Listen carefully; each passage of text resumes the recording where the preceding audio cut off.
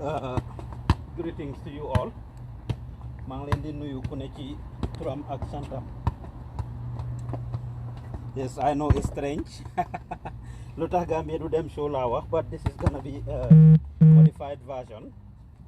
I have so much to say, but unfortunately I am not in a position to actually do a proper show on lu tax Gambia du dem show. So dama ñëw pour exercise nii rek, and I thought I need to do a little bit of talking while I do this. In as much as I don't have all the time in the world to actually go and do some exercise, as much as possible I come out and do this. I wish I was in Gambia, jamono ji nekk nii, because Demba, the Gambia Press Union actually had organized a run for the media houses in the country, which I think is worth celebrating. I am very proud of them, and I wish I was in Gambia to actually take part in that endeavor. But nonetheless, we'll do this and just make sure that we stay healthy and strong as much as possible. Anyway, lu tax Gambia du dem show laa doon war a def tey, but unfortunately I am not able to do so because I have so many things that I am doing at this point. Before I get serious with the exercise, I am appealing to Gambians pour ñu seetaat bu baax a baax. We really watch it because lii raam ci ñag bi la jëm. I want to talk to my fellow Gambians. I have a voice. I know a good number of you watch me. A good number of you follow us. This is a call. Bima Dore si suma bopa and goes to everybody else. I am appealing to all Gambians for us to watch it very carefully. Ndax lii raam ci ñag bi la jëm. It's not a joke. Ku weddi li ma wax laajal Rwanda. Ku weddi li ma wax laajal Burundi. Ku weddi li ma wax laajal Sierra Leone. Ku weddi li ma wax laajal Liberia. Ku weddi li ma wax laajal Northern Nigeria. Ku weddi li ma wax laajal other African countries, and most immediate to us is Casamance in Senegal, which we are bordered with. It's not a joke. Gambians nañ leen bàyyi suñ xel. Alngang hakilo tubake. Lim saf nak ki ko ñama ko xam. Yes, limu saf ku ko ñama ko xam. Let us try to uplift each other. Let us try to build each other. Let us work together to build our nation. Suñ parents yi, suñ grandparents yi, our forefathers and mothers have done their part. Li ci des nag is for us to build for the future generation. It's left for us to build for our kids, for our grandkids. Ni ma waxee nii about suñu maam yi ak suñu maamaati maam yi. ñu nit suñuy doom ak suñuy setaat dinañ wax noonu si suñu affaire. Any Gambian out there, you have a responsibility. Every Gambian out there, you have a responsibility to make sure that you contribute your quota towards the development of our country. I wish I was on air doing lu tax Gambia du dem show proper, where I will show you videos and pictures of things that have happened in other countries, in other nations. Ngeen xam ne lu yàgg, ngeen xam ne du caaxaan. Let politics not divide us. The way things are going in our country is very scared. It's very scary.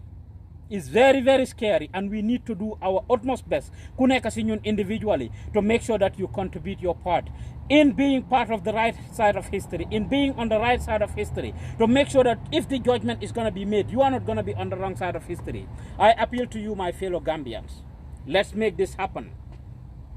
Li ma wax fan yi ni ñu passé liñ dégg jéggi na dayo. I did lu tax Gambia du dem show last week. Ahanke yi ñoo tax Gambia du dem. Yima def man Pa Ousmane ba tax suñ dëkk du dem kanam. Yow mii di déglu di seetaan li ngay def ba tax suñ dëkk du dem kanam. Suñu njiiti diine yi, suñ njiiti aada yi, suñ njiiti cosaan yi, suñ njiiti politics yi. Every person that is a leader in that country, whether you are a politician, whether you are a religious leader, whether you are a community leader, whether you are an elderly person, whether you are the leader or the head of a household, you have a responsibility towards fighting these menace. Tribalism has no place in our society. I say it all the time. Count everybody else as a tribalist. I choose to not be one of those. Partly.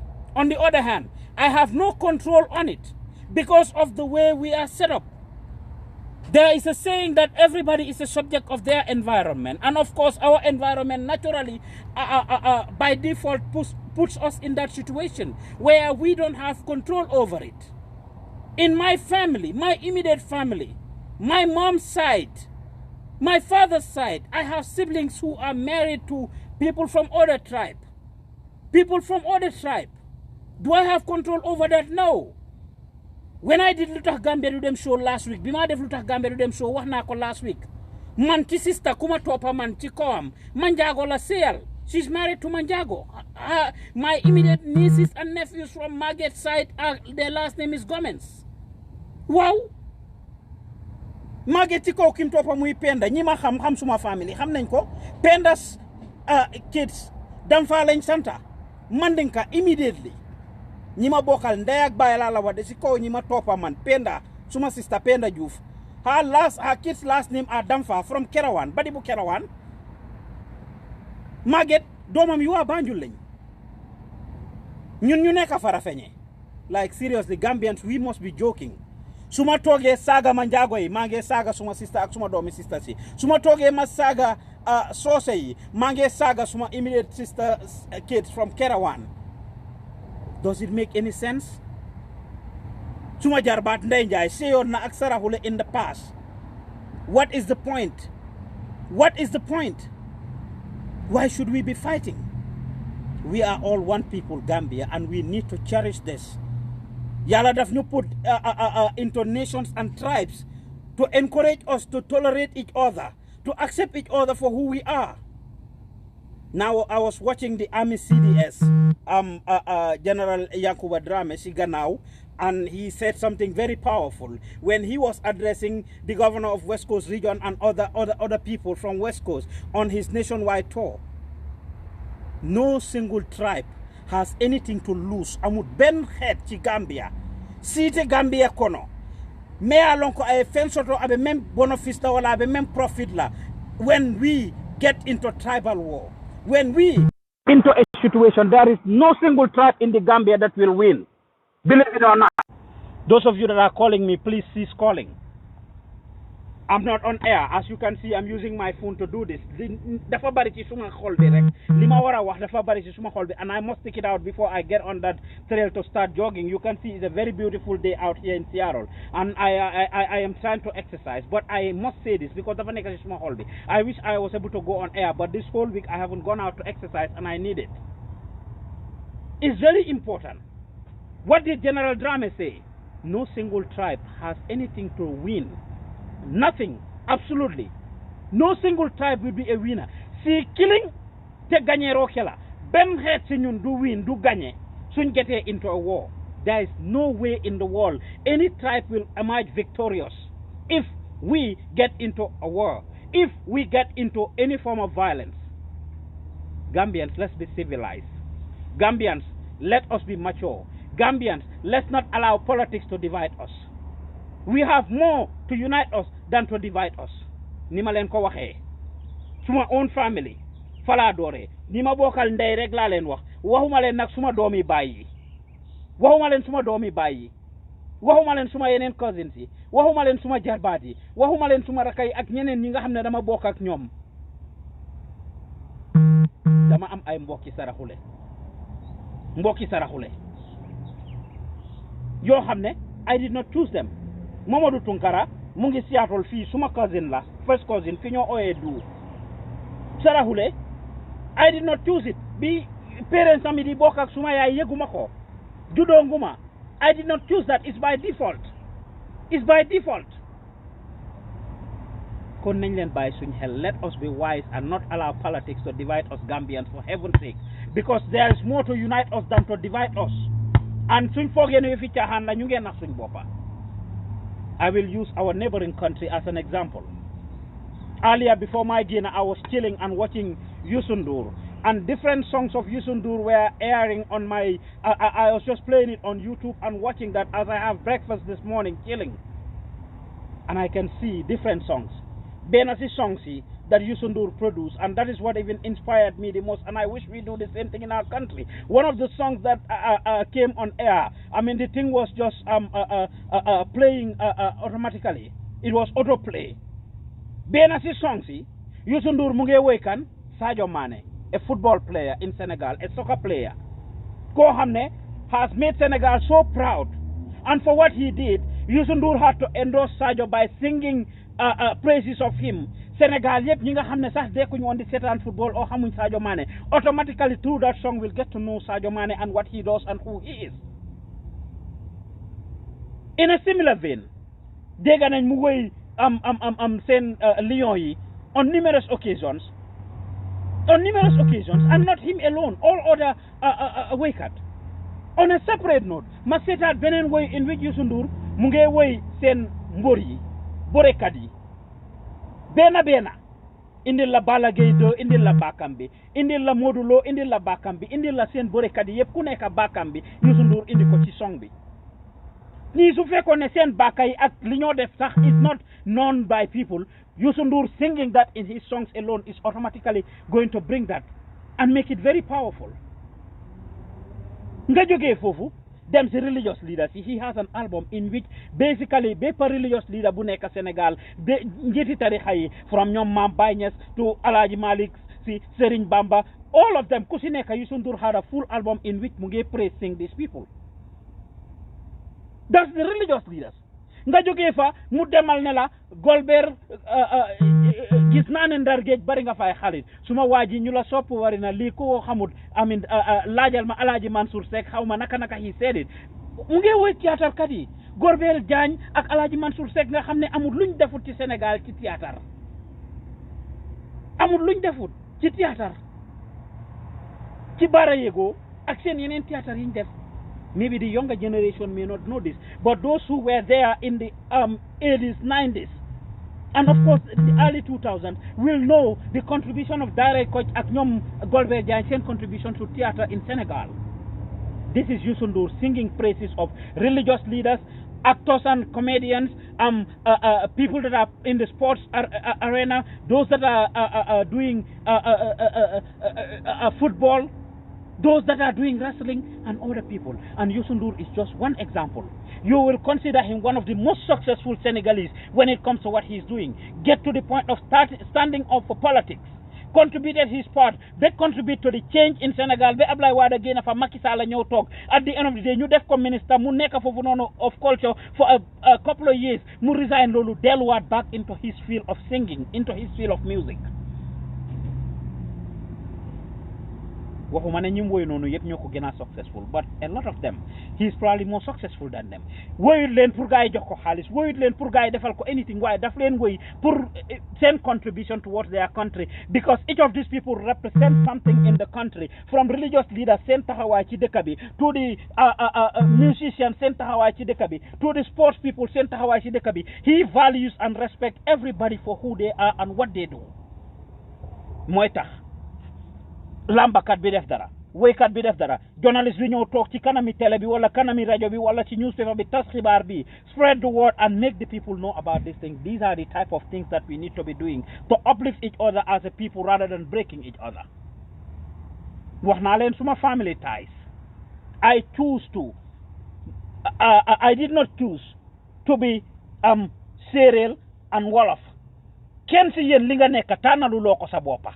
Kenn si yéen, none of you and myself tànnaluma suma boppa lu ma nekk. It's by sheer providence. Yàlla moo ñu ko defal. Yàlla moo ñu make who we are. And he divided us into nations and tribes so that we can compromise with each other, so that we can tolerate each other. These are not my words. Ntaf kuluma for nola. But this is the reality. And for that reason, we need to cherish each other's differences and appreciate each other and understand that we are all human beings and people first, and stop taking the law into our hands and doing certain things that are inappropriate and not right. Dafa am lu bari loo xam ne mu ngi xew suñu dëkk su ma ne lu tax Gambia du dem guy call it whatever, you are negative, this and that. It's not negative. We are doing so many things luy tax suñu dëkk du dem kanam. And I am appealing to myself and to all Gambians. If you are watching me and listening to me, do not allow politics, do not allow religion, do not allow tribe to divide you with your colleagues. at the end of the day, we are all people first before we are anything else. Before we are anything else.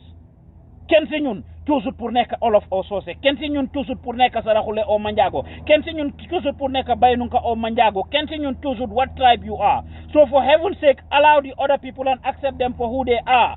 Live and let live. Let other people live their life. Lakum dinikum waliya din. Li ma ci gën a naxari nag sometimes ñun jullit yi ntel men kam fan commandi misil molla ntel ngan yo gëna jaw yaata mo dolti sometimes ntel ka maña sifa dol ke sometimes mel ya lon ko ibuka faham fang.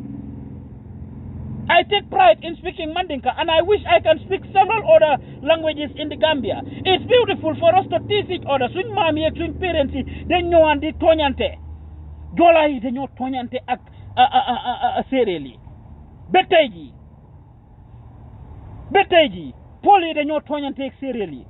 But these days, when you make certain comments, it's scary. You are labeled as a tribalist person. Nga xool Pol bi jow séeréer bi ne ko gàmmo jaar ak moom fu ñaaw ci tooñ ko kiyankool ni mbari bunkool ka ñoo tooñen ne no jaarankool ni ñoomenkool ka ñoo tooñen ne. This is beautiful. This is nice. Let's continue these beautiful traditions. We don't take offense in it. We support each other. Dinga gis Pol bu jël doomam njabootam séeréel bu jël ay nagam denka ko Pol bi jël leneen lu mu am denka ko séeréel bi joolaa bi jël lim am denka ko séeréel bi kii denka lii this thing is nice. Let's continue some of these things. Let's go back to history, some of this positive history that we have. Let's go back to some of these positive cultures that we have. Kene li nga doon nag soo ko xamul dafa fekk nga gën see ñaaw. By default, we did not choose any of these things. We did not choose where we come from and who we are. Let's allow nature to actualize itself, and let's not force certain things or allow politicians to divide us. I'm appealing to you that is watching me. Tribalism has no place in my heart. It doesn't. I have very good friends and loved ones, people I get along with who are from different tribes. From where I live here in Seattle all the way to the Gambia, my best and only friend, Usman Jaju, yen ñep xam ngeen ko. Jola la, he's Jola. I'm Cyril. Jaju and I get along a lot. We do a lot of things together. Moo tax ba bi moo ñëw Atlanta 2006 moo black ak gaay Mohamed Mbow xam ngeen ko. Ma fekka Jaju fekka ma foofu maak ñoom seen ndaw ñu ngi chill out ci studio Seydou Ndaw bi, and they I'm like my dude is coming to America. I mean, him and it did so many things together. We are gonna do so many things that we haven't done in a long time, and automatically they started teasing me. What would two dudes be doing together? This was in 2006. They were what would two dudes be doing together that they haven't done in a long time? It's very important that we cherish these things. We respect each other, we love each other, we support each other. Ñu jàppale wante. ñu bàyyi di ŋàññante di yàqante suñ dëkk bi has a long way to go.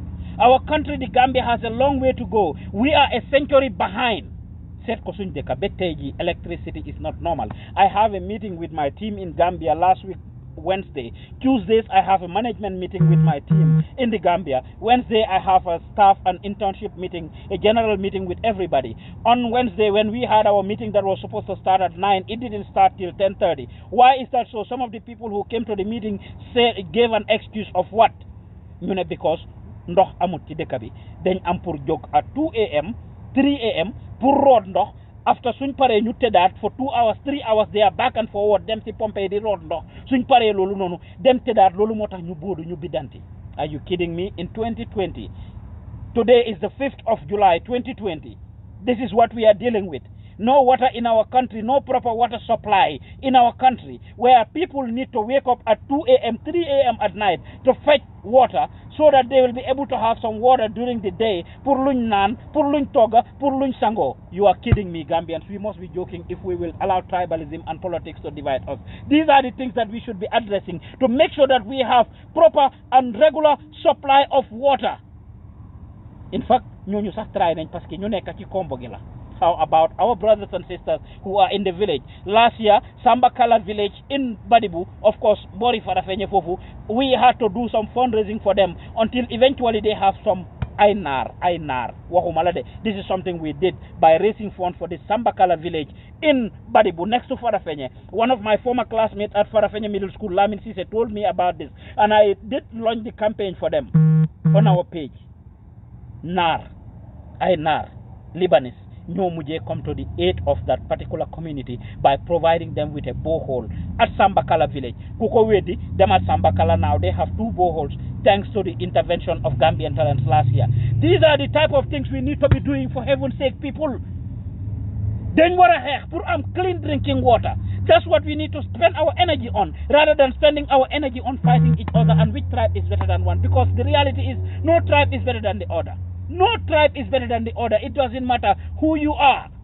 Jola, Sarahule, Mandinka, Wolof, Fula, Manjago, Mansuanka, Bainunka, Tilibonka, you name it. No tribe is better than the other. No human being is better than the other. Ku gen ci ñun moy ki spend time am di def lu productive lu ko njëriñ luy njëriñ aduna ak askan bi.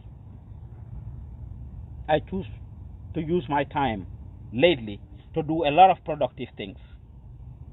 Over here in Seattle, people here can bear me witness. Set up Gambian Talents as a non-profit organization that is here to bridge the gap between the Gambian community here in Washington and the wider society.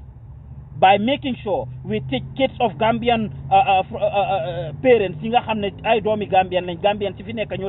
the positive cultures from their parents' birth countries, and also collecting resources that will bring into the community. The past 7-8 months, we have brought in nothing less than $80,000 to $100,000 in the Gambian community here, supporting Gambian businesses that are here, from restaurants to shop owners to other businesses that are here. Ñu leena support di jëlé xaalis ci nguur gi di jëlé xaalis ci yeneen philanthropic foundations to bring it to support our community. Just on coronavirus alone, we have spent more than about $40,000 that we have spent the past 3 months. Bu coronavirus génné ak légui about $40,000 is pumped into supporting Gambians here in Washington. Du Jola, du Sose, du Manjago, du Sarahule, du Olof. Until this minute, and Gambians in Seattle who are watching me can bear me witness, and the support is still available. We pay bills for people. Ñi nga xamné dañ fébar am medical needs soxla pour fay ay bills ñu ñep xamné naka la mel fi so soxla so amuté insurance nga fébar. We have paid bills for people here in Seattle. These are the type of things that we are engaged in now. We have been supporting families with groceries. In the next 2 hours, I should be meeting with some families to give them support, so that they can buy groceries. We put food on the table for these people. That is what we should be spending our time on. We have paid bills, from light bills to car notes to internet bill to telephone bill, other type of bills for the Gambians here in Washington. This is the type of thing that we should be doing.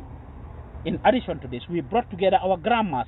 I saw say Manjago, Wolof, every time again this news patronize guy, every time again this we share stories about the Seattle Gambian Grandma Association. As far as I know, go around the world, you wouldn't see a Gambian Grandma Association anywhere else, only in Seattle. We created this and we are supporting our moms. Suñ yaay yiñ fi indi ñu nekk fi ñu bari ci ñoom getting bored at home. I am saying it because suma yaay yang fi 2 weeks ago la suma yaay ñëw fii. Léegi nii génn naa maa ngi ko bàyyi ci kër gi mu ngi toog di seetaan télé. How long will she continue to watch TV? How long will she continue with we continue to bring these grandmas together once every month. By the end of this month, inshallah, we will start that again. Because of the corona, the past 3 months gisante wuñ.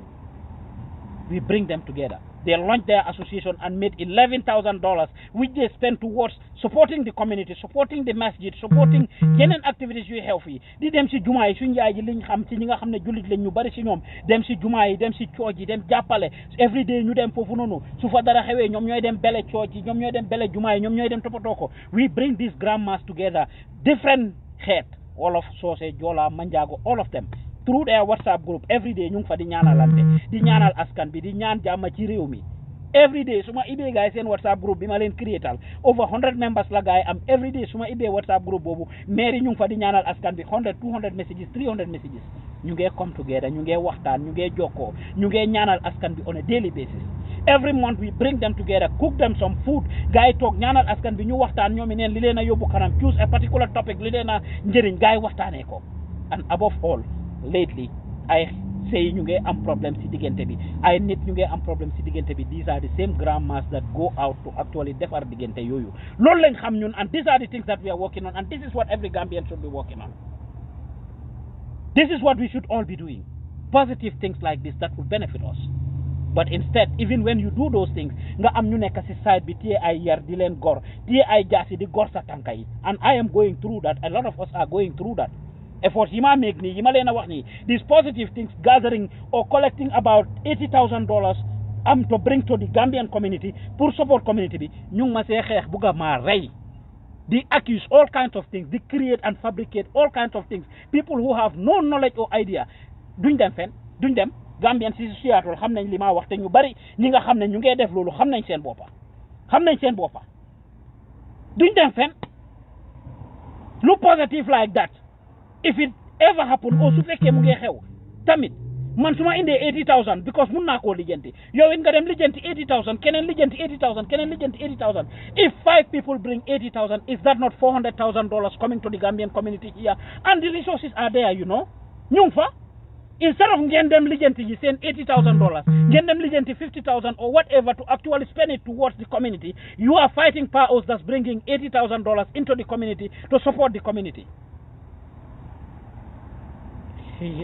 Ngiro ngayo gi kulo ak xeex yi lañ war a bàyyi in our community and képp kuy def loolu I am appealing to you to let go whether fii nga nekka whether Gambia nga nekka whether beneen dëkk nga nekka képp kuy Gambien si àdduna bi te nga dëkk ci xeex nit dëkk ci gis kuy def lu baax nga toppa kooku di ko ŋàñña toppa kooku di ko lii wala gis koo xam ne because def na dara te yow defuloo ko wala foog nga ne yow yaa ko waroon a def defuloo ko nga commencé di xeex kooku maa ngi la naan arrête li nga def du feem te yàlla robba na la si let us come together and work together in supporting each other let's not allow anybody to divide us rawatina politicians it is very important that we pay attention to these things lu tax Gambia du dem laa wax yii ñoo tax Gambia du dem we are teaching kids here through our internship program that we started in Gambia right now Gambian talents, I can comfortably tell you, go back and watch it. If we are not the most, we have one of the most diverse programs to fake ñun rek amuñ ko. Te li ma wax xam ngeen ko.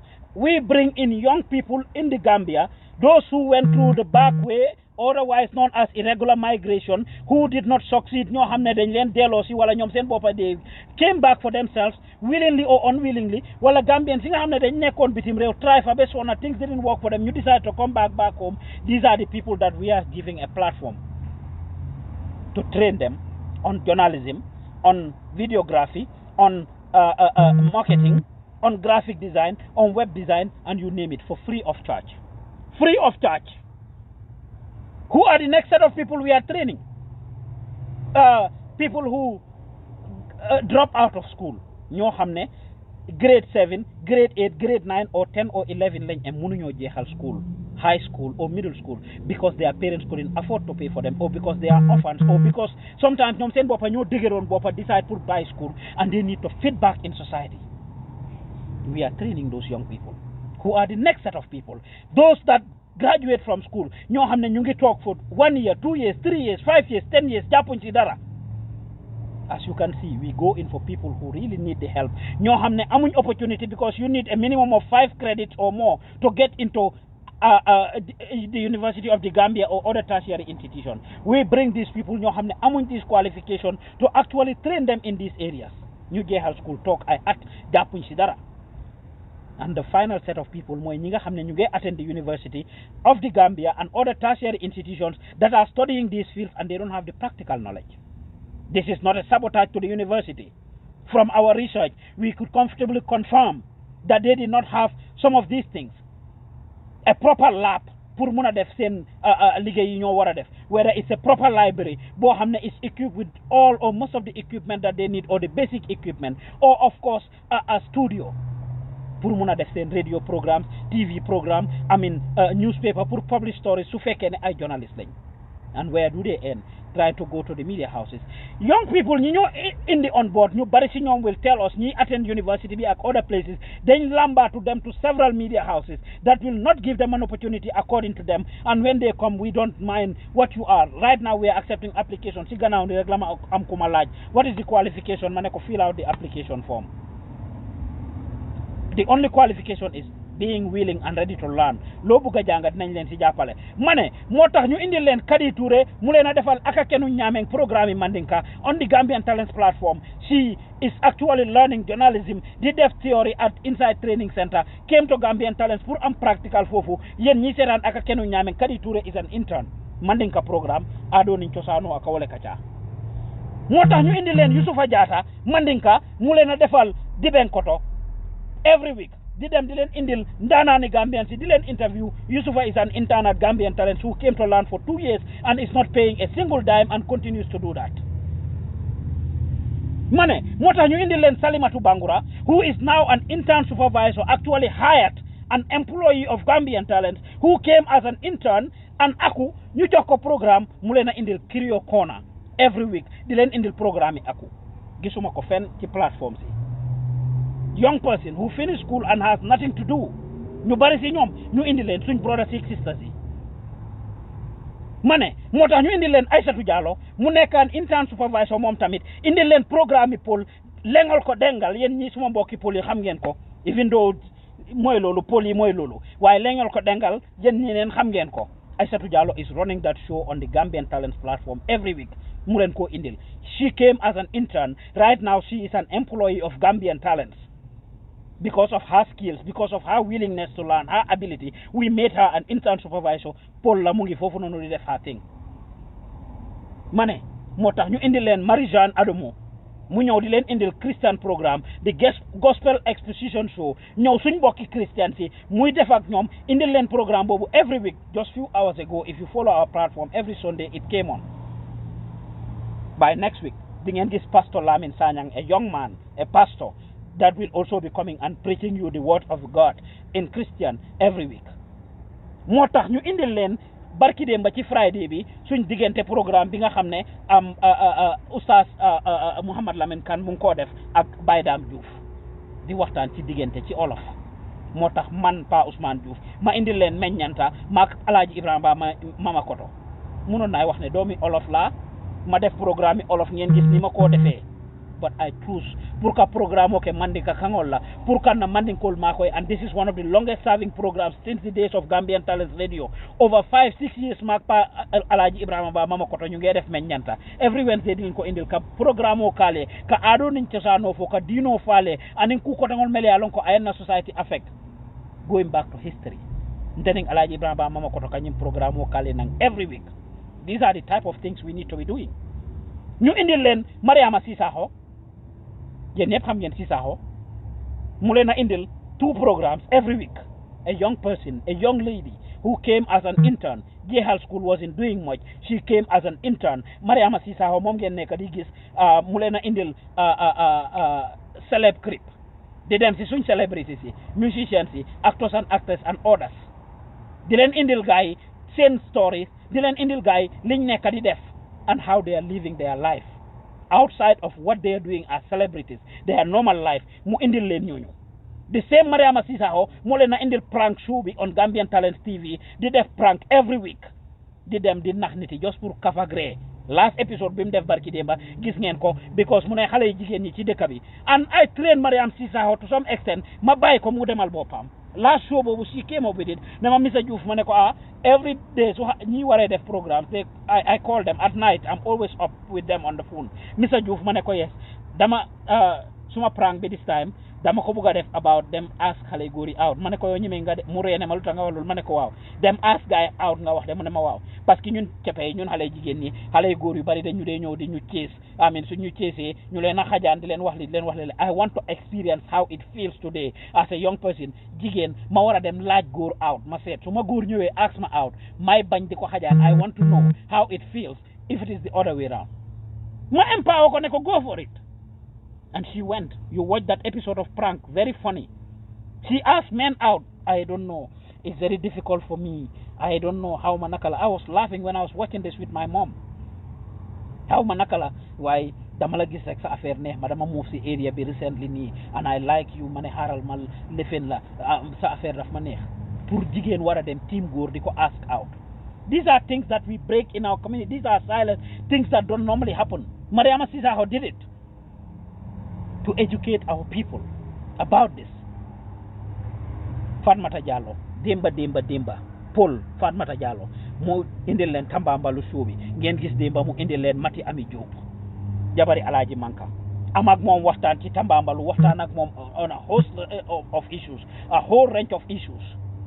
These are the type of things that we spend our time in.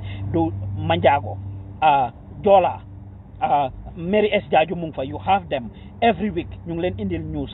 Ñi ngeen gis ñuy liggéey ci Gambian Talents yëpp, we are training them. When they come, whether they have experience or not, I ask them, what do you want to do? Ku nekk si ñoom wax ma lu mu bugg a def.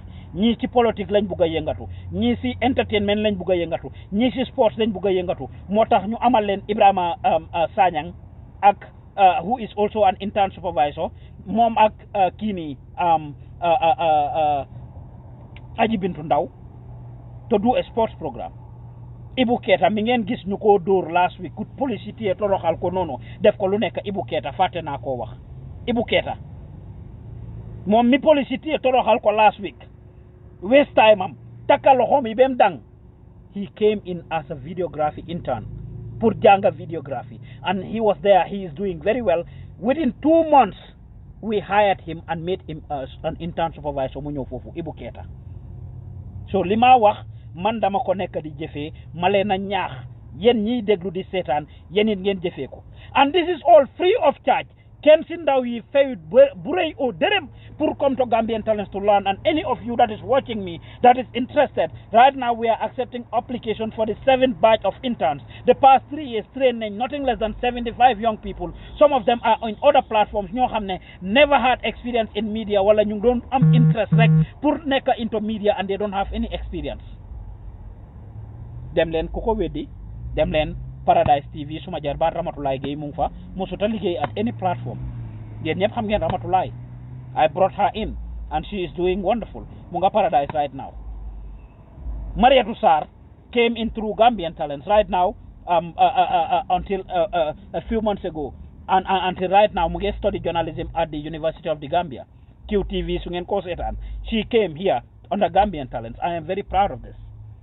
Right now as we speak, Ibrahima Jambang doing very well. Moom lañ dooroon bi mu ànd ak President Barrow dem ci tooyi Barrow bi. We sent him for the first time mu génn a dem moom ak Salimatu Bangura ma leen wax ñi def Kirio Kona di aku Pekin ñoom ñaar ñu ànd ak President Barrow dem ci too bi. Every day I'm on the phone with them guiding them fuñ dem fu nekk. We support them and encourage them. Mu dem waa Barrow youth si Barrow yi téye ko dóor ko foofu noonu ba bugga koo gaañ. Ngeen gis loolu ci headlines bi. Ibrahima Jambang as we speak right now is with Block TV because of the training he had from Gambian Talents. Mariam Cissé Fula moom moo leen doon indil TRRC review bi fii nii every week. She is also with Block TV right now, trained by Gambian Talents here at Gambian Talents to do this program. These are things that I am very proud of. Su ma toogee di seetaan yeneen platforms ma gis ndaw yi ñu ngi foofu noonu di ko def. Veronique Njie is over there at VOA. Not VOA, West Africa Democracy Radio, doing programs there. Su ma toogee ba gis ndaw yi wala ma déggaleen ci jaww ji ñu ngi binda wala ñu ngi wax ci yeneen platforms yi. Now lii dafa utee ak ñiñ haya. Aida Kebe came in as an intern. Right now mooy deputy country coordinator next to Fatou Samba. She came in as an intern. Mu ngi attend University of the Gambia and doing a whole lot of damage. Musa Jata came in as an intern. Right now mooy creative and technical director at Gambian Talents, came in as an intern. Binta Cisse came in as a journalism intern, videography, and now she is the accountant and the finance officer for Gambian Talents, came in as an intern. These are all young people ñoo xam ne we hired them and are paying them every month. ñoom Aïssatou Diallo ak ñoom Bangura ak ñoom Ibu Keita ak ñoom Sanyang ak ñeneen ñi ma wax ñoo xam ne they are there. Ngeen gis ñu indi leen Mandinka news 4 times or 3 times in the week. Xale yi ko def ñu bari ci yéen su ngeen seetaanee tey ma wax leen lii, you criticize them, you caricature them, you call them unprofessional, you call them this, you call them that. Because of what they do, nangu Pare pour janga is the only criteria that I set up for them. It doesn't matter what tribe you are, whether you are Mandinka, whether you are Fula, whether you are Jola, whether you are Sarakule. It doesn't matter what tribe you are, as long as you are willing to learn. Whether janga school, janga law school, jehalga or jehal law, you come to Gambian Talents, we green you and give you an opportunity to come and learn, to come and actually showcase your talent, to come, we tap, nurture and promote talents. It doesn't matter what tribe you belong, we are doing this. Te kuko wedi, nyowal, kuko wedi, amga mboka, amga dom, amga kuijanga. They don't pay anything. In fact, it was 100% free at the beginning. There was no fees. You don't buy the form. You just go and grab the form and fill it and leave it there. But it is overwhelming and too much. I want to bring more of this into the country. I want to do more of this in the Gambia. But because we don't have support, and guess what? We have knocked on all doors, from government institutions to the private sector. Some of you might be guilty. You know how much running around we do back and forth. Did them send office Funeka, writing big proposals, submitting it to you, wanting to have meetings with you that you never give us the opportunity, or even when we meet with you. So and the next minute nothing comes out of it. We have knocked on all doors, from government institutions to the private sector to the local businesses to whatsoever. Dembala am kuma waxal this week ñaari nit laaj nañ ma. I wonder how you do this. Cherno Omar Bari dafa ñëw foofu noonu moom mooy the current executive director of the National Human Rights Commission. Aissatou Diallo was interviewing him few days ago on the Lengol Kodengal show, the platform that celebrates the fullest in the Gambia. On Gambian Talents TV, Lengol Kodengal, Aissatou Diallo brought Cherno Omar Bari to interview. Cherno Bari was my lecturer at Alliance Franco Gambia. Bima dem fofu noonu. Bima ko Aissatou joxe bim excess office bi mu ne ma I'm very proud of you. Mu dégg gaay Mr Diouf ma ne ko mu ne ma he Pa Ousmane yow la gaay di oyé Mr ma ne leen wax leen ne yow yaay suma Mr yow yaay suma teacher yaa ma train yaa ma jàngal mu ne ma I'm very proud of you. The first thing that came out of his mouth after that is, I wonder how you do this. Naka nga nekk di defee lii daf ma jaaxal. How you are able to maintain it. This week alone, Mom ak Mati Ami Jobe jabari Alaaji Manka ñoo ma ko wax. And this is something that I hear all the time. Jabari Alaaji Manka, Mati Jobe told me, I wonder how you are able to maintain this. Yàlla moo ko yore, because I am trying to empower young people, regardless of their tribe, regardless of their ethnicity and everything. Suma yaaya ngi fi daf ma yërem last week mu wax ma ko mu ne ma even suñ amoon 1,000 people that are doing what you are doing, because she hears me on the phone a lot of time with these young people. Maa ngi leen a guide, maa ngi leen a wan yoon, a lot of the things that they need to do. From here, guddi duma dee nelaw. I'm on 24/7. A lot of you would imagine, Paos, you are always online, because yen su ngeen a nelaw maa ngi online, su ngeen lifine 2-3 hours a day bi laay nelaw. Doing a lot of empowerment of young people in the country. And these are the type of energies that we need to have. The doors that we are knocking, that you close, te fekk xaalis boobu noonu wala projects yooyu noonu or whatever you can do. Maybe ñu ngi leen a fay, you are doing all kinds of effort. The Tukki, the Def Ali, use your padem and all the things that you are doing, that you are claiming to be supporting young people to create employment or to reintegrate those that came from the back way. Li ngeen a claim ne loolu ngeen a def yëpp. This is a tangible project that every Gambian must support. And this is not the only one again. There are several other Gambians like the guy that came, ki nga xam ne dafa demoon si back way bi fàtte naa ko Omar Jallow Oja Neka Bara, this young man in Bara who my platform interviewed a couple of times, nga xam ne dafa bokkoon ci ndaw yooyu duggoon ci gaal gi ne dañoo dem back way, because he is doing a cleaning project in Bara, hired about 5 young people. Guy nax ko ci lim wax ba jël project boobu from him, and he doesn't have anything. Mu am ay jabaram ak ay doomam yu moo take care, mu get frustrated. As a result, he decided to go to the back way. Yàlla save life am, because ci gaal googu waroon a des ci géej gi fa la des. The one that was intercepted, if you remember back in November, ñaari gaal la benn bi dafa suux beneen bi ñu intercept ko. Gaal bi ñu intercept noonu Oja si gaal boobu la bokkoon. Desperation moo ko ci tax a dugal.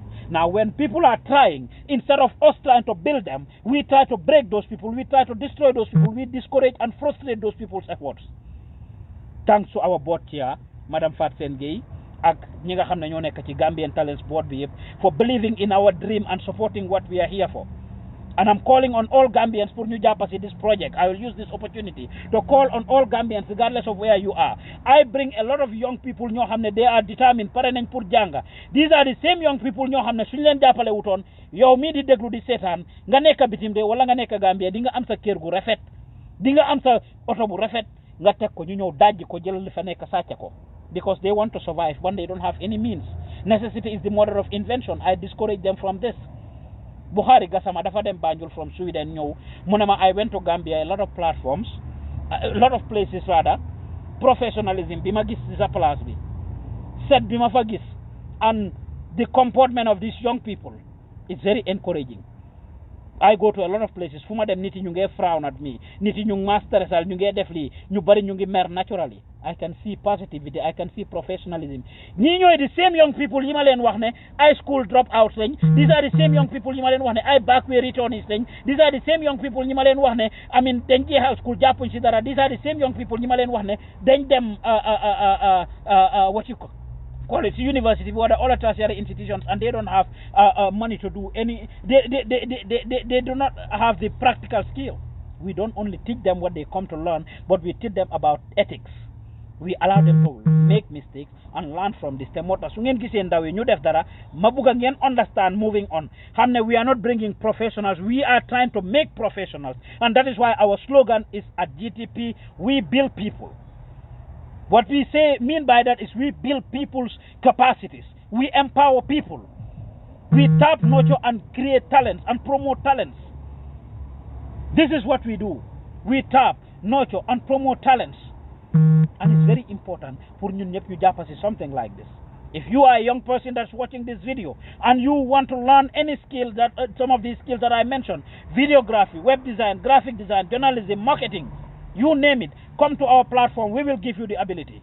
I was telling you at the beginning it was free of charge. We started charging $200 for the form because it's very important. $250 actually is very important. These things they need to produce. Gana auma help, auma sponsor, auma anything from anywhere, and the capacity is growing. It is bigger than what I thought it is. Munuma ko maintain on my own. You know, okay, na young people be ñew suñ amé interest, let them buy the form. Halis bobu la ñoo use pour jënd kayit yi, pour printer bi ak all of the logistics yo xamné dañ ko war pour def to facilitate the internship plus seen interview suñ leena defal ak yooyu yépp.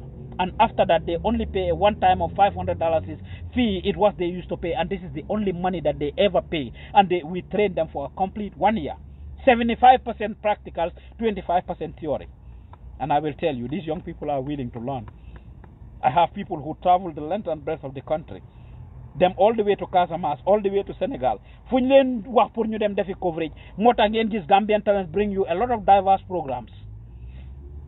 We don't have sponsors. We don't have funding. I will equally use the opportunity to tell you, we need a vehicle at this minute. We need a vehicle. Ndaw yi pare nañ pour dem fu nekk ci biir dëkk bi pour indi leen li fa xew. Yéen ñi dëkkee Basse wala yéen ñi nekk Basse bugal luy xew Basse ngeen ko gis. We can train young people from Basse. We can train young people from the combos that would from our office that can go to Basse. We are willing to open an office in Basse that we will run exactly as we are running in the Greater Banjul area. Yéen ñi dëkkee Jara Soma, the same thing. We can do the same thing. By this month, we will start going to Farafenye. Watch out for this. We will start going to Farafenye and everything that is happening around the Chakubantang neighborhood. Starting this month, we will be bringing you that project. Every month. Few projects we want to travel the length and breadth of the country. Somebody is trying to sell us a van right now, and we need to buy this van for about $160,000 is what we are asked. I could only give the person $30,000 down payment for now. This is to support these young people. They are doing everything possible to be able to get this. The same thing. They want to be able to go back and forth to different places in the country. In the land coverage, when we have this van, dina definitely. And therefore supporting Gambian talents, lila mo indi pour jangal ndawi métier be pare yow sa bop tamit mo help la pour nga am access to information bi nga xamné amuloko whether in the Gambia or outside mu nga deka Gambia deka bi di toj te xamuloko ndaw yi are ever ready 24 hours every day right now as we speak am nañu nekk fofu ci office bi di fa fanan. Every day, some people sleep at the office, some people do morning shift, some people afternoon shift. We are a 24-hour shift with one of the intern supervisors. Ñu endu fa ñom, fanan fa ñom, hey si suba nekk fa under the leadership of Fatou Samba. All young people, less than 30 or 35 years, and we are very proud of it. Kon ñu ngi leen a ñaax ñu jàppale yi nu mel façon project yi, like my mom says, su ma defee loolu keneen def leneen, keneen train ñi ci sports, keneen train ñi ci entertainment, keneen train ñi ustaas yeeg gaa yi jàngal gaa yi ci daara yi, academicians yi wala educationists yi jàngal leen ci school bi, kii def fii kii def fele kele def fele. The future of the Gambia is bright. We must engage in or invest in education. We must engage in building the capacity of the young people. We must train the youth skills, since we are not endowed with a lot of natural resources, rather than ñu nekk di yaxante. I know a lot of you would say I am doing PR, but these are the things that we are doing. This is how we are contributing in fighting tribalism, in not being tribalist. In not being tribalist. Said Lenko, like I said, we have news in English. Wanja is doing it. Salifu Wanja is doing the news in English, together with Sukai Jajusi, together with Aissatou Koli. These are all young people we brought in 4 months ago or 3 months ago that are there learning these skills. We bring them to gis ndaw yi read news ngene Gambian Talents seen news bi li wala lele. These are young people ñoo xamne ma ngi leen indi di leen train, providing them with resources. Just demba la mujjé send something that has over $7,000 worth of stuff, a small box bo xamne have $7,000 worth of stuff, from cameras to mics to mic stands to lights to all the gadgets or most of the gadgets that they need. And that is why on a daily basis you continue to see this. Ngeen continue di gis seen production si mu ngi gën a baax, mu ngi gën a set, because maa ngi jënd bagage yu bari fii nii, bagage yoo xam ne dañ overshare. Benn caméra $3,500, $2,500, benn lampa, benn mic stand, benn mic cable bu ndaw, memory card ci fele, external hard drive ci fele. You would not understand how expensive production is. Te lii yëpp jógee wut ci poos yi kenn. am na nag individuals yoo xam ne ñu ngi ñoo jàppale, yéen ñi ñuy déglu di ñu seetaan, yéen ñi ñuy jox ay stars su ngeen ñoo seetaan ngeen gis ci screen bi mu ne leen give Gambian Talent stars, mu ngi noonu foofu. You can drop some stars for us. Dina ma help. These are some of the things that are helping me. Ngeen drop stars foofu. Next to the comment section ngeen gis fa a green button with a love sign. Green button bobu su ngeen ko cliquer anytime you are watching Gambian Talents, if you click on that green button bena yon rek, it allows you to register pour ngeen ñoo donate $5 a month, which is like $200. $5 every month. We needed 115 people rek la ko set up on peg. For 115 people to be giving us $5, guess what? I only have 12 people subscribed to this for almost 2 years now. That program been on Facebook, create Nyuko, so that we can make little money that Pa Usman can use to support these young people, to pay them. And I'm appealing to those of you that are watching right now to support me by subscribing to this channel. Click next to the green button, next to the comment section, the right side, a green button with a white love sign. If you click on it, it will take you to that link where you can subscribe for $5 a month. ñi nekk America mun ngeen ñoo jox cash app wala Zelle, or we accept PayPal wherever you are in the world. Help to support Pa Usman pour ma build the capacity of the young people. Su ngeen bëggee lu tax Gambia du dem soo ñëw, su ngeen bëggee sentiment soo ñëw bi maa def ak Sima Haydara léegi di ko doon def ak Jallow Jerry ak ñeneen am na ñu bari ñi fi nekkoon ñoo xam ne ñu ngee def lii. I will take this opportunity ku mel ni Eva Sarr. Some of you will say Pa Usman dafa am ak Eva Sarr problème, dafa am ak aw ma kenn problème, laaj leen ñoom ñëpp ci julli bi ngeen gis ma mujjee Eva Sarr as one of the guest people. The same thing with Anna Sarr. Amut kenn ku génn Gambian Talents koo xam ne man dama am ak ñoom problème, because ñoom xam nañ ne man nekkuma di make xaalis ci lii. They know that I am supporting the institution from my own money and empowering and building the institution. aw ma kenn si ñoom problème, du Eva Sarr, du Anna Sarr, du Jallow Jerry. 3 days ago laa jógee wax a Jallow Jerry, even though she's no longer here. You guys don't see Jallow. 3 days ago laa jógee wax a Jallow Jerry. 3 days ago. All of them ku fi musa nekka amut kenn ku la wax ne dama am ak Pa Usman problème. For some reason they might have other immediate opportunities te kuy dog ita tax am na fooy àgga ñu am other immediate opportunities or priorities loo xam ne is more urgent or will actually build their personal capacities because ñu ngi yàgga si institution bi. So I am encouraging all of you to actually come forward and support Gambian Talents and support what I am doing, because it's genuine and it has gone beyond my capacity. Li ma bugg a def ideas yi ma am and support bi maa jox young people bi some of them are watching gis naa Aïssatou Colley mu ngi seetaan these are young people ñoo xam ne nekkuñ woon ci dara they enjoy doing what they do di nga gis ku ñëw ci office bi 9 o'clock ci suba nekk fa ba 10 ci guddi 11 ci guddi 7 ci ngoon 5 ci ngoon ñii fanaan fa guddi depuis 7 ci ngoon ñu ñëw nekk fa ba 1 o'clock ci bëccëg or 2 o'clock because dañoo fanaan ci suba bi am production bu xew ñu ne man maa koo def te démba moo si mujjee that run for journalist yi doon daw noonu démba Ibrahima Sanyang dafa fanaan ci office bi ak Aida Kebe fanaan ci office bi ba bor set ñu ànd ak Fat Samba dem cover ji event boobu noonu ba 12 o'clock la gars yi pare ñu door a ñibbi so imagine from 7 p.m. it's just like those of us here that are doing double shift from 7 p.m. ba 1 p.m. si next day bi xale yi bugga nañ li ñoo def nañ leen jàppale ndaw yi dëkk bi projet bi Pa Ousmane di def ak keneen li moo def nañ leen jàppa ci projet yi nii we support the young people support my cause and what I am doing no matter how much you hate Pa Ousmane look at what he's doing it could be your family it could be your friend anybody can benefit from it kenn xamut kan mooy baax ak kooku ban njëriñ laa am ci dëkk bi ëllëg su Pa Ousmane jàngalee ndaw yi métier ndaw yi mokkal ëllëg seen xam-xam xarañ jàngal leen work ethics discipline pour ñu xam ne dañ war a def lii because their salaries they should earn it fépp fu ñoo dem they sign contracts and they should agree to it I have young people who come and sign an agreement ne dinaa def lii dinaa def lele we interview them and give them all the necessary things they need to know seen expectation yi xamal leen ne okay there is no payment for this su ngeen koo def lii ak lii give them a lot of starter you are not supposed to quit ñu def ko 1 week 2 weeks 1 month 2 months some of them want to quit I engage them until I bring them back last 2 weeks ago moo si mujjee one of them came and said, well, man lima expect on the type of capacity that I expected and what I am seeing is not the same. Manako binganyo wax nañ la ne we don't have the capacity 100%, but xam-xam le mo fi nekk ku nekk each one teach one. We can give you the platform, we can give you the opportunity pour nga learn and make mistakes and you grow from that. Nga janga ben ñaar ñetta ñenent. I am encouraging all of you to support what I am doing.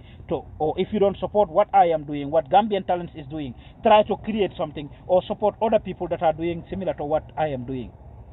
People that are doing similar to what Pa Ousmane is doing. I encourage all of you to do the same thing. Gambia da Fandaw, and these are the type of things we should engage our energy in. We should put our energy towards and not fighting each other and not tribalism. Su fekkoon ne dama tribalist duma bëgg ñu play ben wala am ben programme jola ci suma platform. I have the control. I can do it. Duma bëgg ñu am ben aku du ñëw ci platform bi di fa def programme. Duma xejal Marie-Jeanne mu ñëw di def Christian programme fofu wala Pastor Lamine Sanyang. Duma ko def. Duma jox Youssoufa Diatta mu ñëw di def Diben Koto fofu programme Mandinka wala Kadi Touré muy ñëw di def aka kenu ñameng. Wala boog Aïssatou Diallo muy ñëw di def lengal ko dengal wata Fatmata Diallo mu leena indil Tambambalu or any of the programs on this platform. If I was a racist person, if I was a tribalist person, I would not allow that to happen. I can empower the platform with all saturated with all wall of programs. But we want to make sure that we encourage diversity. We want to make sure that every Gambian is given a chance, regardless of your tribe, regardless of your race, regardless of your gender, regardless of sa capacity, sa level of IQ. Am na kuma indi woon koo xam ne over 15 years, 10 years, mu ngi jeexal school, mu ngi toog nekkul ci dara. Bi ma ko indi, some of the people there were laughing at me. Bi ma ne dem ko interview. And guess what? That's the person I label as my star at the institution. Because amut self-confidence over 10 years mu ngi toog. A young lady, 10 years mu ngi toog nekkul ci dara. I brought the person on board. A young Jola girl. Mu ngi jeexal school. Amut jëkkër. Jàpput ci dara. Over 10 years mu ngi toog. Bi ma ko indi. Ñu ne dafa dof. Kii wérul. Mr Diouf kii dina ñëw daaneel caméra yi loo bëgg a story mu ne vidéographie kii dina ñëw daaneel sa caméra yi kii dina ñëw def lii da nga koy jox caméra mu dem réeral ko dem bàyyi ko fii dem bàyyi ko fële but I was able to set up things in a way that fu capacité am rek lañ ko jox and she was learning to do photography instead of muy jël caméra yu mag yi di dem di video di lifin level of IQ level am fu mu am ak lim xam I made sure that she was always supervised whenever she's doing anything. She didn't go anywhere by herself. She went with people ñoo xam ne ñoo ko lifin. Thank you Ibu Keita for watching. Thank you, Ibu Keta. That's one of the young people that is actually giving testimony. He is an intern supervisor, a beneficiary to this program. Mom la len wax ci gannaaw ne ñu ko mom lañ police té won diko door last week. This young lady was taking pictures at Gambian Talents. Instead of ñu jox ko muy dem di video, ñu jox ko camera muy dem di natal. And she felt good whenever she was doing this thing. She was being distracted. ñooñu ñooy toog kër the next minute ñu ne kii dafa ñàkk a fayda xale yu góor yaa ngi ko foyee tey kii pick up ko ëllëg kële pick up ko di yóbbu different places di téye di caxat-caxatee biiral ko def lu nekka. If we don't support young people, these are the type of things that come their way. Men will come and seduce them and offer them money. But when they come to Gambian Talent, it gets them distracted for a few hours in the day. It's not a whole day thing. Ñeneen ñi come for 3 hours in the day. Ñeneen ñi come 2 times in the week. Ñeneen ñi 1 time in the week. Ñeneen ñi 4 times. Ñeneen ñi 5 times in the week. The more dedicated you are, the more willing you are to work and learn, the more determined you are, the quicker you have opportunities. Moo tax Ibu Keita mii di seetaan ñëw Gambian Talents within 3 months mu ngi noonu di ma seetaan within 3 months we hired him as an intern supervisor. Within 3 months he was an intern supervisor. But guess what? Some people who come and don't spend a lot of time and are not willing to learn a lot, dinañ ñoo def seen 1 year bi mu pass. Some of them are more successful than the others. Some within few months yeneen media houses yi dinañ leen gis ñu hire leen ñu dem foofu either ñoom ñu apply for wala media houses yooyu oo leen. Some of them dinañ dem ba jeexal within 1 year yeneen media houses oo leen. And we are doing everything possible. But bunta yi ñoo nok ci dëkk bi yu ci bari they close their doors to us. They frustrate us. They label us anyhow. Kon maa ngi leen a ñaax. The discussion was on tribalism. These are the efforts that we are doing as an institution, and me, I am doing as an individual towards coping out tribalism. It has no place in our society. Nañ leen emulate the Youssou Ndour type of thing. Let's emulate the Youssou Ndour type of thing. Let's preach love. Let's preach peace. Let's preach positivity rather than negativity. Yaxante ngañante amut benn place in our society. I appeal to every Gambian, regardless of your status, regardless of your position, regardless of who you are, to do your utmost best to make sure that you fight against tribalism in the country. Amut fi benn place. Ñun ñëpp a war a jàppale wante. Our diversity should make us tolerate each other, be able to tolerate each other. Waruñoo nekk di ŋàññante, waruñoo nekk di ñiiroo ŋaayoo, waruñoo nekk di saagante. Saagante yi mbuba la kum neex nga sol ko. Mbuba mi ma sol nii su ma neexee ma simi ko sol beneen.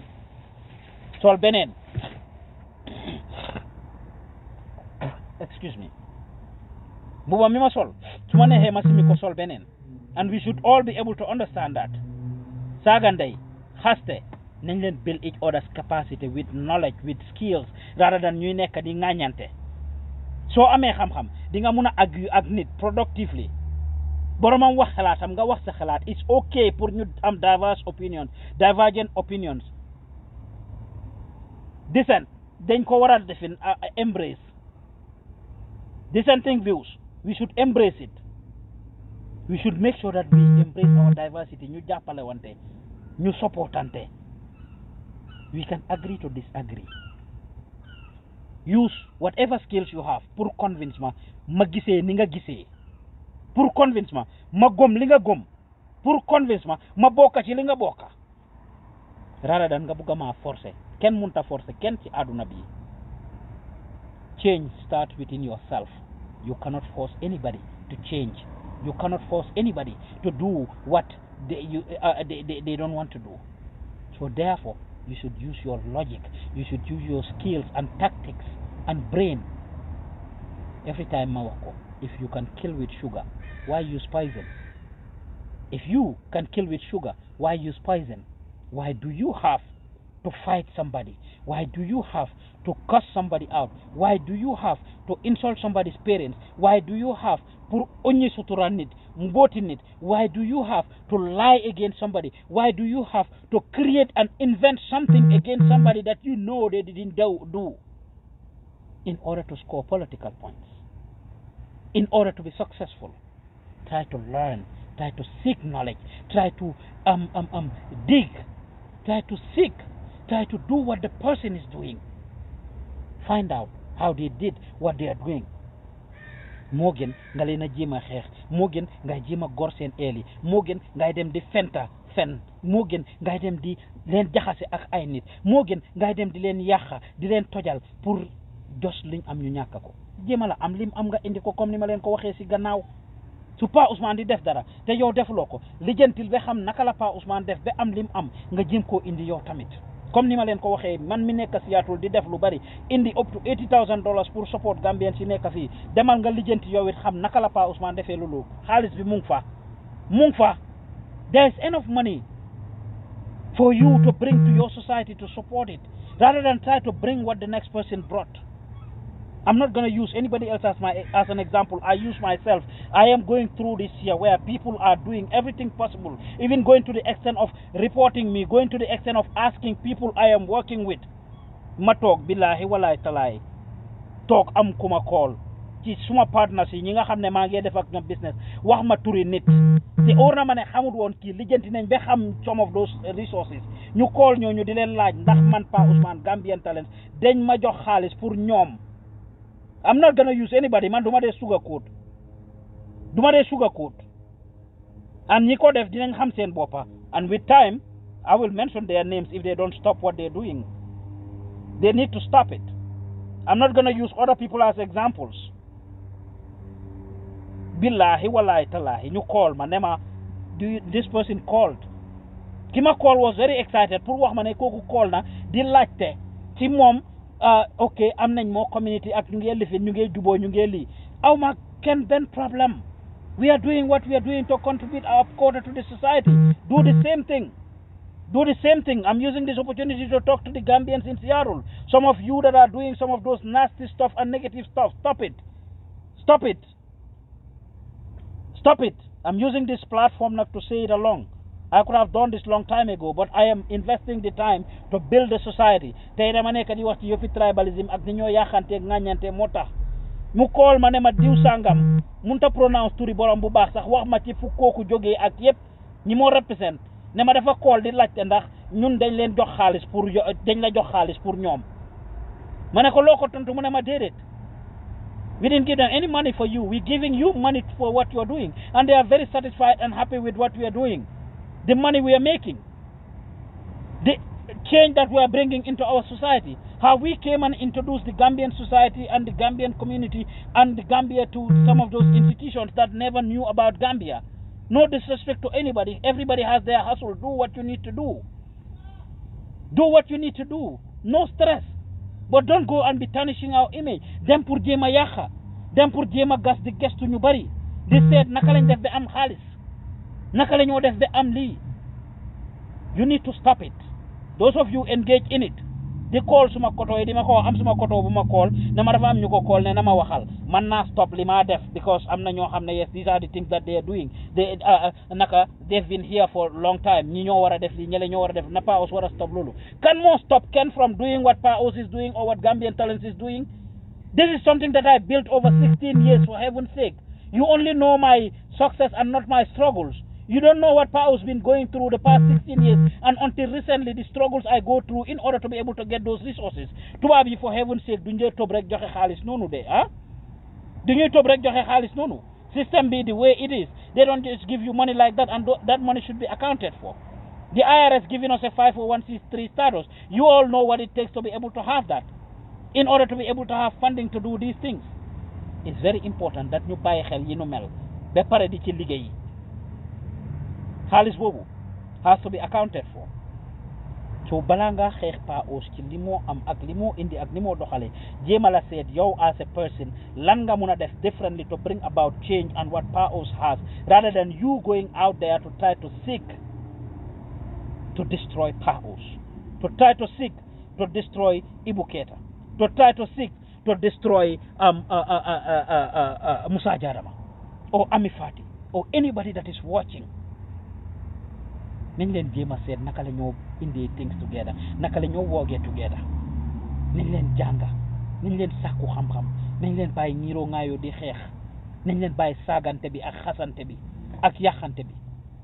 Politicians yi ñu si bari unless you learn to understand ne seen boppa lañ fa nekkal ñu si bari si ñoom they may do projects here and there waaye su ngeen seetee di ngeen xam for the most part that when they succeed they enjoy most of it and we are seeing it rawatina African politicians no disrespect to any of them suñ la taxee nga saaga ndey Pa Ous suñ la taxee nga saaga ndey Awa Fati suñ la taxee nga saaga ndey keneen ak keneen because kooku has a different view or because kooku gisee na politician neneen yaa ngeen nax sa boppa suñ la taxee nga saaga keneen suñ la taxee nga xas keneen suñ la taxee nga ŋàñña keneen suñ la taxee nga rey keneen wala nga jàmpaaka keneen oo dóor keneen yaa ngeen nax sa boppa yaa ngeen nax sa boppa so buñ nangu politicien si jaxase ñu buñ nangu politicien si tax ñu def yenn ñu ko fi def yépp seet leen gaa yi seet leen gaa yi seet leen gaa yi it's very tough ku nekk ci nguur wala ku bugg a nekk buur they have other things to take care of suñ demee ba nekk ko léegi mun nañ laa jegeñ di gisee ak yow di wax ak yow di lii suñ demee ba toog lu si bari doo amaat access boobu because place bi moo ko laaj if they become president place bi moo ko laaj if you have access to them now léegi ku mun a dox dem dugga kër Halifa Sallah nii mu ibbi free li nga dem dugga fa xamal ne loolu doo ko mun su nekkee président ku mun a dox léegi free li dem dugga kër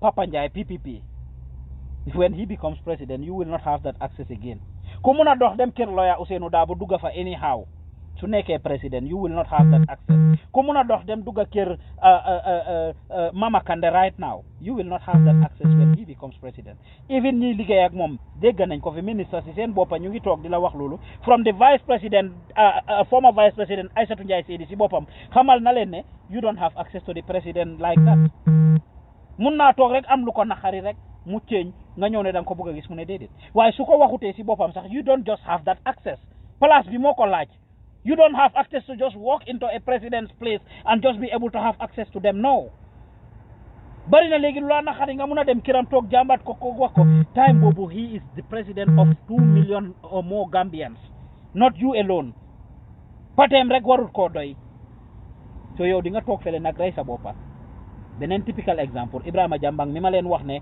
was an internet Gambian talent waa baro yi téye dóor ko benn paa bi we showed you the video géwél bi nga xam ne moo ko doon kanasooral ki ko doon lappatool ci meeting bi ki dem xas Jambang buli ko ooyee ko names baro dafa taxaw ak gaaya mi ñu condemn ko Ibrahima Sankare condemn ko binda a statement condemn kooku lim def imaginal de koo xam ne baro la doon xeexal ñëw taxaw nangu mobile li ñoom Jambang bi lii xas leen ooyee leen lu nekk buli leen we caught this on camera through the president's government spokesperson Ibrahima Sankare dañ taxaw condemn kooku lim def ne àndut ak ñoom ñu dissociate seen boppa ak moom sax nag ne he is a volunteer interpreter that's how they labeled him imaginal koo xam ne mu ngi ànd ak ñoom dëkk buñ dem su président bi waxee soose moom mu interprète ko si olof su président bi waxee olof mu interprète ko si soose all of a sudden because def na loo xam ne àdduna yëpp gis nañ ko ñu dissociate themselves from him te koo xam ne kat dafa ñëwoon pour jàppale Barrow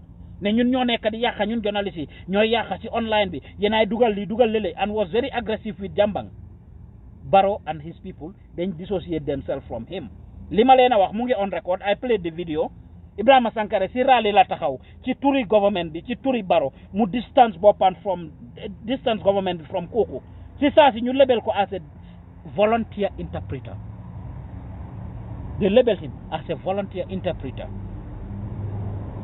ne defut lim doon def ci turi nguur gi so ku fi toog tamit di def yenn yi sa boppa nga nax ku fi toog tax politicien Halifa Sallah lawyer Ousainou Darboe Mama Kandeh Amat Bah Dr. Ismaila Ceesay Papa Njie Bibi Darboe all of them lawyer Darboe suñ la taxee def anything stupid crazy or whatsoever yaa ngee nax sa boppa because sooner or later mooy loolu ana jongula si ak ñeneen ñi taxaw fii di wax ne Yaya Jammeh moo leen waxoon ñu def lii ñu def lele Yaya Jammeh nga ne la Equatorial Guinea di chill for the most part. I'm not saying he's not going to face justice waaye ñoom ñooy face the hit right now sitting in front of millions of Gambians and the world to actually narrate some of the horrific things that they said they did ku jàngut si lii fooguma di nga jàngaat. I'm not saying don't fight for your country. I'm not saying don't involve with politics, but do it in a mature, decent way. In a mature and decent way. Boo xam ne at the end of the day doo si am loo see réccu buñ la tax a xas kenn buñ la tax a ŋàñña kenn buñ la tax a saaga kenn buñ la tax a dóor kenn wala rey kenn ci loo xam ne soo ci demee jël you are responsible for your actions de. The politician, the president or the party leader is not responsible for your action. Ku fi jël nit rey ko tamit waxuma ne duñ ko call for questioning waaye yow you are responsible for your action. Yow yaay tëddal looy tëdda suñ la put on that death penalty or whatever yow yaa koo face. yaa koo face. So let us be wise buñ nangu politicians si defloo ñu yenn yi. I will hate to use this example but I must. ñoom Ndogoy Njie ak ñeneen ñi nga xam ne they were there with Solo Sandeng to fight for the Gambia, to fight for a worthy cause at the end of the day. What happened to them? A lot of them. How often do we celebrate them? How often do you remember them? ñoom Ndogoy dañ toog mënuñ ko muñ ñoom ñoo génnal seen boppa ñu wax willingly nobody forced them they came out and they spoke ñu wax lu leen naxari dañ leen promission even garab sax pour faju they barely have food on the table for their families. I've interviewed Fatmata Sandeng ak ñeneen ñoom Tukulóor si ak ñeneen through the Solo Sandeng Foundation were able to raise funds pour build këri Solo Sandeng. They were able to raise funds ñoom Kulubali MB Kulubali ak ñeneen they were able to raise funds. It took private individuals pour ñu def loolu pour sampal kelo Solo Sandeng këram gi mu commencé woon pour njabootam gi dëkk fa pour ñu sampa ko. He's gonna go down in the history books of Gambia. Yes, he's gonna go down in the history books of the Gambia. But how much do we celebrate him? How much do we mention his name? What is there to remind Solo Sandeng of us? What is there to remind ñoom Ndogoy Njie, to remind us about ñoom Ndogoy Njie?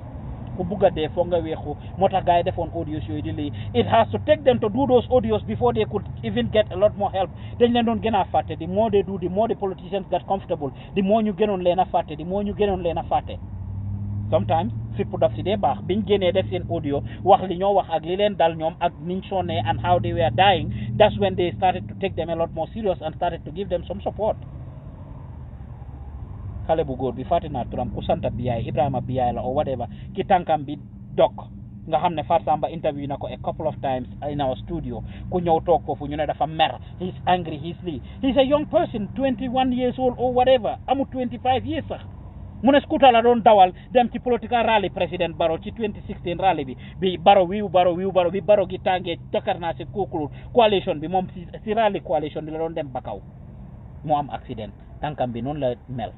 You can see tànkam bi fi mu toll ñu war koo dog he feels that he needs surgery pour dem tukki bitim réew ba tey mënta am benn kenn ku ko fayal ku ko sponsor mu ne ñoom Essa Faal ak few people ñoo ko nekk di sponsor jàppale ko waaye ñooñu mënuñ koo defal lu bari $4 million si lañ nit pour mu mun a def surgery at a health facility abroad. Meeting président Barrow la doon dem moo fa jaay paañ. I'm not saying don't participate in politics, but be wise about it. Be wise about it. Be wise about how you participate in politics. Stop insulting other people. Fii ku nekk mun naa saaga sa morom.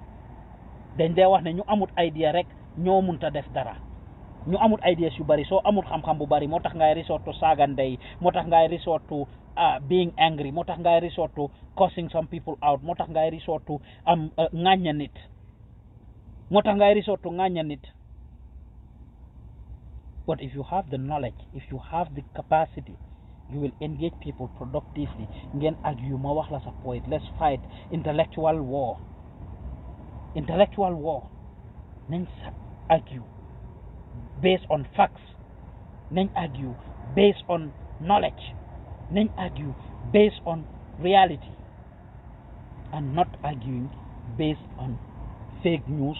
Not arguing based on xam-xam buñ amut o lii circulate si WhatsApp bi moo ñoo rey audios yi ñoo bàyyi si WhatsApp bi and for those of us that circulate these audios please stop it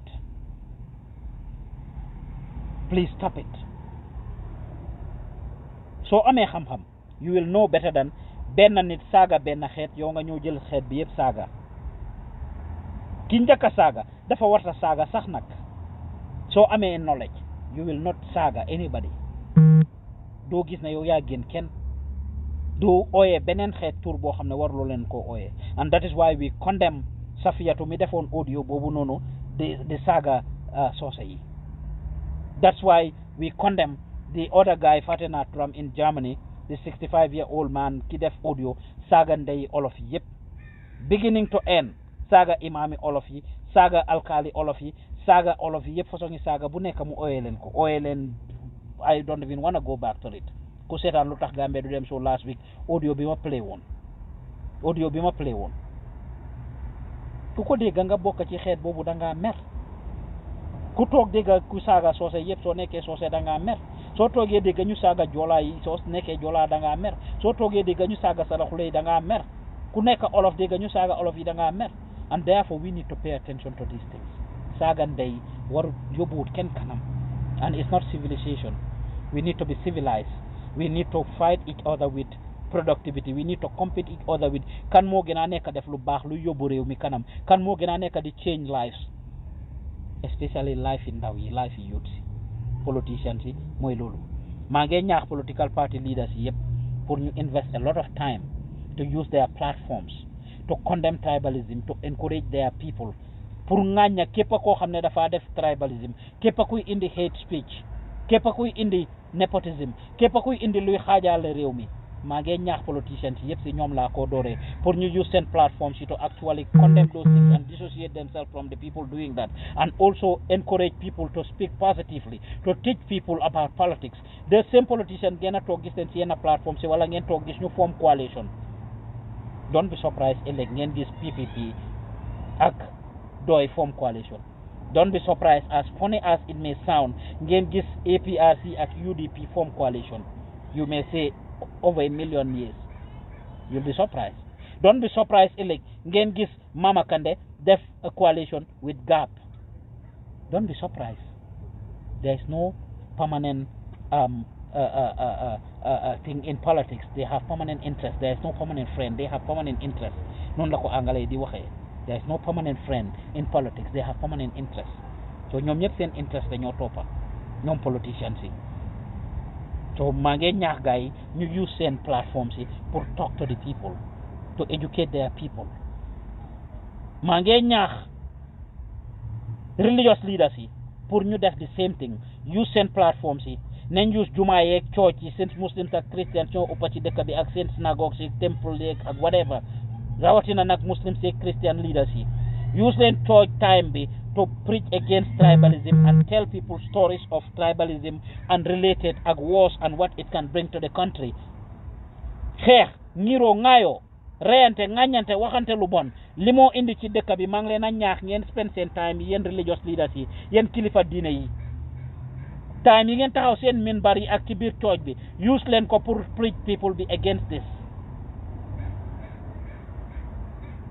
maa ngi ñaax nguur gi all branches of government pour ñu step it up immediately and act towards fighting this cause by putting systems in place by putting laws in place by enforcing these laws doore ko ci National Assembly bi suñu député yi xam naa ne da ngeen ñuy toppa yéen ñu bari da ngeen may toppa maa ngi leen a ñaax yéen seen boppa dem leen ngeen sponsor a bill pour make sure ngeen taxawal bill boo xam ne it will put on stringent laws strict laws on people ñoo xam ne dañu promote hate speech tribalism ak loolu ci dëkk bi taxawal leen loi leen pass leen loi ci nu mu gën a gaawee to condemn this thing yéen National Assembly members yi su ñëwee ci executive bi ñëw leen a ñaax dooree ko ci président bi to the last person police yi soldats yi ak ñeneen ñi pour ngeen condemn lii yéen tamit and make sure ngeen enforce these laws président bi gaaw ratify that bill si nu mu gën a gaawee sign the bill ngeen gazette ko si nu mu gën a gaawee to make sure at the end of the day commencé nañ di implement loolu boobu yéen police yi ngeen make sure ne ngeen